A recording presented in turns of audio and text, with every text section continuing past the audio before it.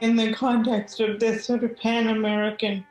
journal, the way that we relate to language shift from moment to moment, community to community, old and new, history and future, certainly different colonized lands.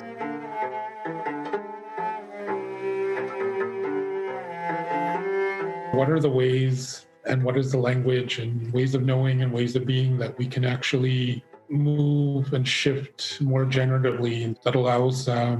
different bodies to live, nourishing and meaningful and non-marginalized lives?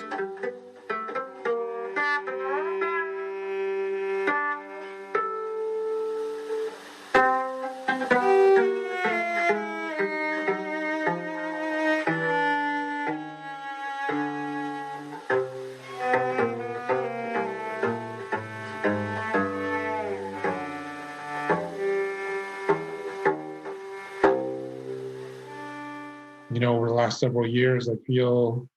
we hold these events or gatherings or talks or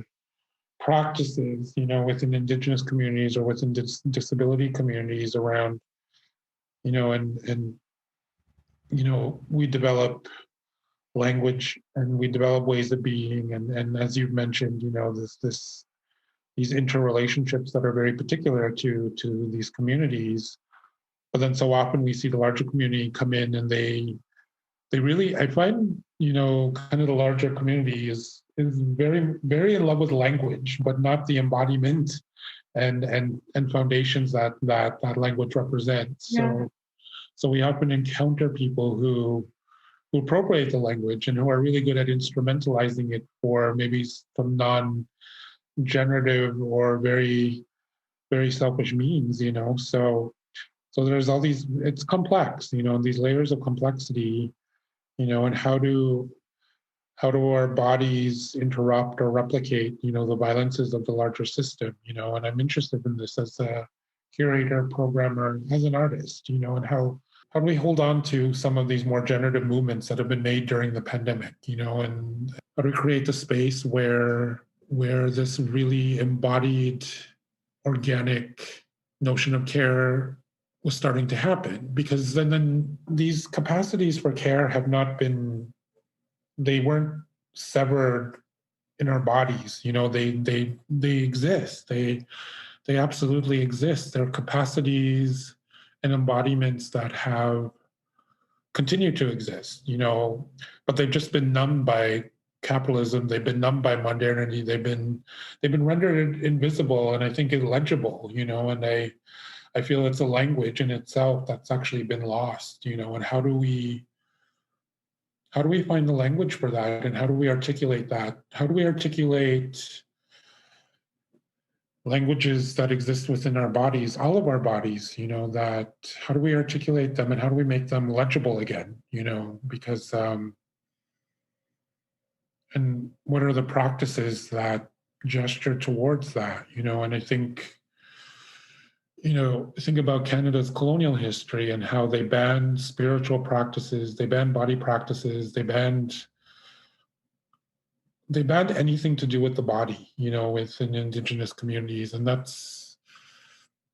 ban was only lifted maybe a couple of decades ago, right? So you can see how sophisticated and insidious, colonialism is and how intentional it is too, in terms of identifying and recognizing and then actually exiling any sort of practices that gesture towards that, very, very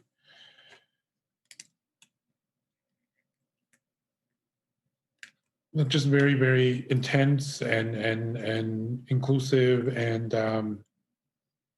just non-separable notion of care, So how do we, within our work, within your work, my work, all the people that work within disability arts or Indigenous arts, how do we constantly recalibrate our own practices and our own, in the spaces that we hold, to cultivate and unexile those capacities, So it's and how do we kind of declutter, and how do we develop discernment and attunement and a radar for these capacities, and because again, so much of our world is built upon distraction, and how do we build and how do we develop, a discernment to what's distraction and and what's not distraction, and then also what's needed and what's wanted. Like I find a lot of, work in big institutions, it's not really the work that's needed, it's what's wanted, and so how do we start discerning what's needed and moving away from what's wanted. I remember talking to a friend in college, Dolly Manning, batting around these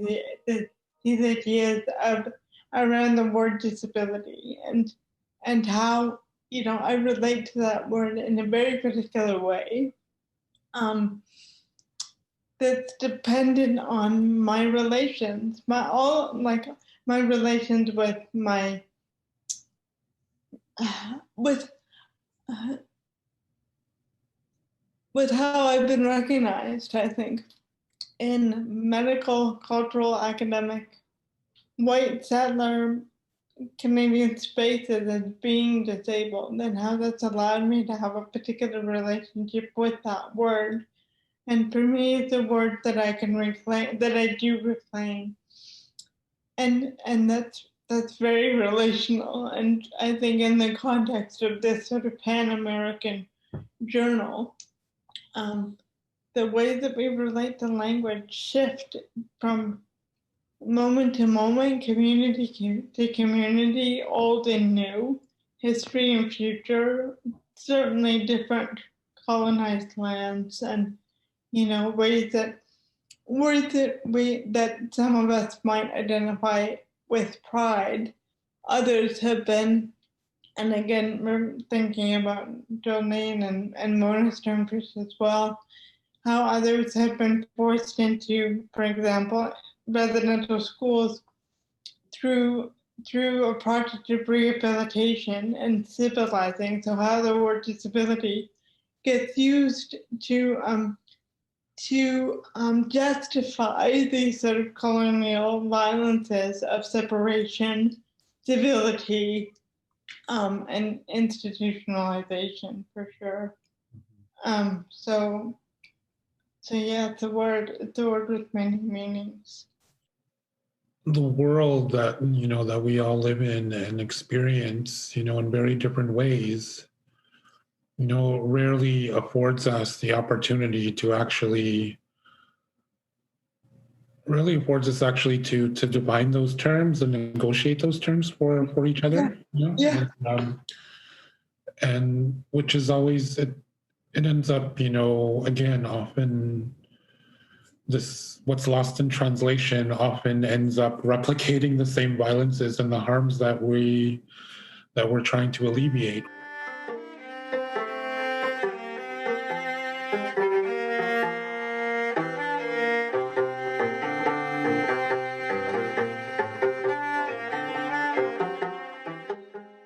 So that word accessibility kind of came from my involvement and my own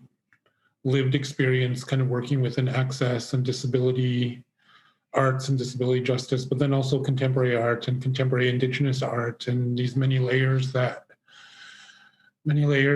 are embodied within my body and with my own practice and my own life ways and my own ways of navigating the world. And so that word extensibility, I think it gestures to something larger than us, larger than being I think within that terminology, I'm hoping what that gestures towards for people is accountability, and many layers of accountability. I mean, not just to each other, but then also to the non-human and the beyond human and the unknown. I feel within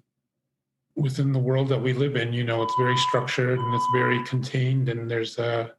human constructed framework that we're all kind of conditioned to live in. Some, and it benefits some more than others, and different, very disparate and marginalized communities. It doesn't work for all of us. So what are the ways, and what is the language and ways of knowing and ways of being that we can actually move and shift more generatively, that allows different bodies to live, nourishing and meaningful and non-marginalized lives, So I think that's kind of where that language was, that was the foundation of where that language was coming from and actually gesturing towards simultaneously. My understanding of that term is that it's asking us to think about access perhaps relationally, rather than, as you say, a tick box, something that we can feel congratulated for. And one of those relationalities, I think, is between sort of knowing and being, I guess. So the ways that a term refracts a particular way of being is different for so many of us. And I think if we are to sort of obligate ourselves to this interdependent, connected way of enacting accessibility as a relation, part of that really is to sort of think about the relations between what we say and what we do. To me, that's what I've learned so clearly. Is like it's not just about doing access, it's about thinking and making sure that as much as we can, the way that we think about access and the commitment that it holds us to are translated into the practice of access. Well, it's very, very true. I feel, again, what we say and what we do, there's this constant misalignment, that exists in so many bodies, and how do we create that alignment, and also how do we, really presence our unconscious, because there's these conscious, again, I think it's related to what we say and what we do. There's conscious things that we do, but then there's also unconscious things that we do that we're not even aware that we're doing, and we actually have to have those pointed out to us sometimes, and by external voices, and and it relates to these ways of knowing and ways of being. There's ways of knowing where you can appropriate language, you can appropriate even actions, you can even appropriate them, but how do you begin to transform those within one's body into I don't even want to say second nature, I want to say first nature, where there's not even an intellectual choice, where you're just doing it because you want to do it, because you're compelled to do it, not because, it's, I want to perform in front of this person, or I want to perform in this particular way, or, we use all these terms like virtue signaling and all these kind of things. Like, how do we interrupt the performativity of it into that first nature, where again there's no intellectual choice. It's actually part of our body, and not just our individual body, but it's honoring and obligating our responsibilities and our accountability to larger body, like a larger, almost unknowable body. But it's something, this, I mean, we feel it, like, it's always hard to articulate, and it's always hard to go into, people will say, I mean, like, for instance, like in my father's culture, my father's community, they'll refer to something, they'll refer to this larger metabolism as the great mystery, and within that, there's a lot of practices and life ways and ways you conduct yourself to actually honor that great mystery, which is larger than all of us. And when you honor and make yourself accountable to that great mystery, then you're accountable to everything and everyone, that exists within everything around us.